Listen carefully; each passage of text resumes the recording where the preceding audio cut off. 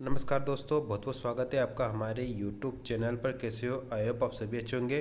तो यहाँ पर श्रीमान आयुक्त महोदय लोक शिक्षण संचालनालय को एक लेटर लिखा गया है। अब इस लेटर में क्या है, देखिए, आप सबको पता होगा कि मध्य प्रदेश में अभी जो सुप्रीम कोर्ट का जो फैसला आया था उसको लेकर, डीएड बीएड को लेकर मध्य प्रदेश में अभी डीपीआई की तरफ से या फिर सरकार की तरफ से कोई भी ऐसा स्टेटमेंट नहीं आया है ना। तो यहाँ पर एक बहुत बड़ी कन्फ्यूजन की स्थिति बनी हुई। साथ साथ डीएलएड वाले अपना अलग पक्ष अब रख रहे हैं, उनकी क्या मांगे चल रही है आप देखिए इस लेटर से तो आपको पता चल जाएगा। दूसरी बात, बीएड वाले अलग कन्फ्यूज़न में हैं। तो हम बताएंगे क्या मध्य प्रदेश में जो भर्ती है वो हाई कोर्ट के अधीन है या सुप्रीम कोर्ट के अधीन है या नहीं है। बहुत सारे कैंडिडेट इसको लेकर भी कंफ्यूज है कि सर मध्य प्रदेश में कोई ये शिक्षक भर्ती है वो अधीन है या नहीं है सुप्रीम कोर्ट के, या फिर सीधे हाई कोर्ट या फिर सीधे सुप्रीम कोर्ट के। तो पहले इस लेटर को देख लीजिए। और सबसे पहले आपसे रिक्वेस्ट है, अगर आप चैनल पर फर्स्ट टाइम विजिट करो तो चैनल को जरूर सब्सक्राइब करेगा। आप देखें यहाँ पर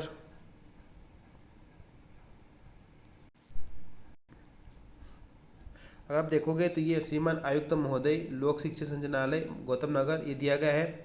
और विषय है माननीय सुप्रीम कोर्ट के निर्णय 11/8/23 के परिपालन में प्राथमिक शिक्षक भर्ती 2020 में बीएड डिग्री अभ्यर्थियों के नियुक्ति आदेश रोकने एवं प्रथम काउंसलिंग में नियुक्त प्राप्त कर चुके अभ्यर्थियों की नियुक्ति रद्द करने के संबंध में। तो ये एक आवेदन दिया गया है डीपीआई को यहाँ पर बीएड कैंडिडेट के संबंध में कि ये कहने का मतलब ये है कि सुप्रीम कोर्ट का जो निर्णय है उसका पालन किया जाए। अब क्या है वो देख लीजिए कि उपरोक्त विषय के अंतर्गत निवेदन है कि 11/8/23 को याचिका क्रमांक बताई जा रही है। देवेश शर्मा विरुद्ध भारत सरकार के संबंध में सुप्रीम कोर्ट ने बीएड पात्रताधारी अभ्यर्थियों को प्राथमिक शिक्षक के पद पर नियुक्ति के लिए अमान्य कर दिया है। इसी क्रम में मध्य प्रदेश का रेफरेंस दे रहा है। मध्य प्रदेश क्या रेफरेंस है वो भी आप देख लीजिए कि प्राथमिक शिक्षक भर्ती 20 की प्रथम काउंसलिंग में माननीय जबलपुर हाईकोर्ट की डबल बेंच में याचिका क्रमांक 595, ये मध्य प्रदेश हाईकोर्ट की बता रहा हूँ कि मध्य प्रदेश हाईकोर्ट में कौन सी याचिका लगी है डीएड बीएड के विरुद्ध।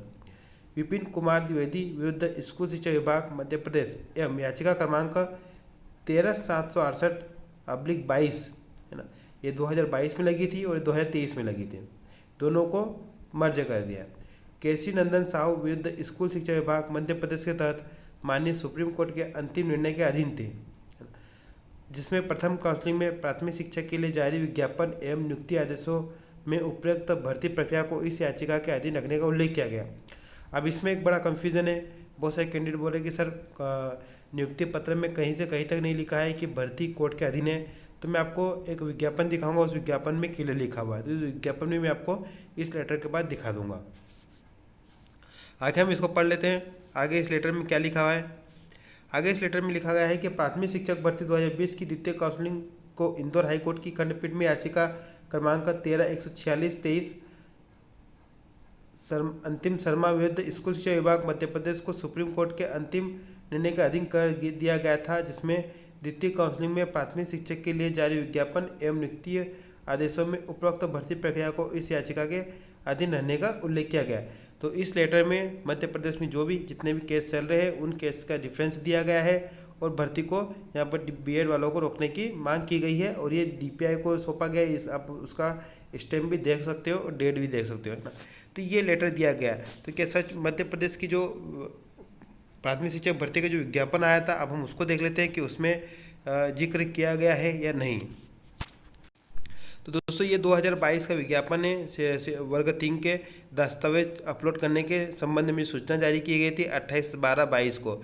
इसमें अगर आप लास्ट में जाओगे तो यहाँ पर 8वां नंबर का जो पॉइंट है उसको आप देख लीजिए कि प्राथमिक शिक्षक नियोजन के संदर्भ में की जा रही नियुक्ति की कार्रवाई माननीय उच्च न्यायालय मतलब कि हाई कोर्ट, है ना, हाई कोर्ट में प्रचलित विभिन्न न्यायालयीन प्रकरणों के अंतिम निर्णय के अध्ययन होगी।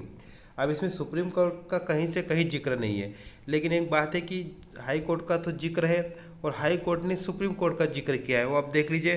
तो इनडायरेक्टली ये सुप्रीम कोर्ट इसमें आ ही गया है। मैं आपको हाई कोर्ट का एक आदेश की प्रति कॉपी भी अब दिखा देता हूँ। ये आपको मैं पिछले वीडियो में भी दिखा चुका हूँ। तो इसमें देखिए मध्य प्रदेश की जो प्राथमिक शिक्षक भर्ती का जो विज्ञापन था उसमें उच्च न्यायालय की बात की गई है, मतलब कि हाई कोर्ट की बात की गई है। तो हाई कोर्ट उसमें की बात की गई। अब हाई कोर्ट क्या बोल रहा है, हाई कोर्ट ने यहाँ पर अपेक्स कोर्ट की बात की है, मतलब कि उच्चतम न्यायालय की बात की है। ये केस नंबर भी उन्होंने दिखाया है। अब ये केस तो आ गया है, इसका फैसला तो आ गया है, तो ये चीज़ें यहाँ पर एक दूसरे से जुड़ी हुई है। अब देखिए अभी मध्य प्रदेश में कन्फ्यूज़न की स्थिति बनी हुई पूरी तरह से, लेकिन यहाँ पर अभी कोई निर्णय नहीं लिया गया है, ना तो विभाग की तरफ से, ना ही मध्य प्रदेश की सरकार की तरफ से। उसका सबसे बड़ा रीज़न ये है दोस्तों कि जो सुप्रीम कोर्ट ने जो फैसला सुनाया है वो किसके विरुद्ध सुनाया है, एनसीटी के विरुद्ध सुनाया है और राजस्थान सरकार के, है ना। तो ये जो फैसला का जो इम्प्लीमेंट होगा वो एनसीटी करेगी। एनसीटी के अध्यक्ष का आपने अभी बयान भी सुना होगा। तो वो जैसे इम्प्लीमेंट करेगी, फिर एनसीटी राज्यों को लेटर लिखेगी, तो फिर वो लेटर मध्य प्रदेश सरकार विभाग के पास आएगा, फिर विभाग इसको लागू करेगा। दूसरी बात, एक तो ये बात है। दूसरी बात, हम मध्य प्रदेश के हाई कोर्ट अब इसमें क्या फैसला सुनाती है ये भी बहुत इंपॉर्टेंट है, ओके। क्योंकि मध्य प्रदेश के हाई कोर्ट ने अपेक्स कोर्ट की बात की है। अब अपेक्स कोर्ट का फैसला आ चुका है, तो इस जो केसेस चल रहे हैं इसमें जब सुनवाई होगी तो उसमें मध्य प्रदेश की हाई कोर्ट क्या सुनाती है, बीएड में जो ज्वाइन कर चुके हैं उनके संबंध में क्या उनका निर्णय रहेगा, है ना। और आने वाली भर्ती के लिए तो क्लियर है, बीएड वाले अप्लाई कर ही नहीं पाएंगे, लेकिन जो ज्वाइन कर चुके उनके संबंध में क्या होता है ये पता चलेगा। तो ये चीज़ें देखिए आपको मैं दिखा रहा हूँ, अभी स्थिति क्लियर नहीं है, तो कुछ अब वक्त आपको इंतज़ार करना ही पड़ेगा। तो मिलते हैं नेक्स्ट वीडियो में, तब तक के लिए जय हिंद, जय भारत।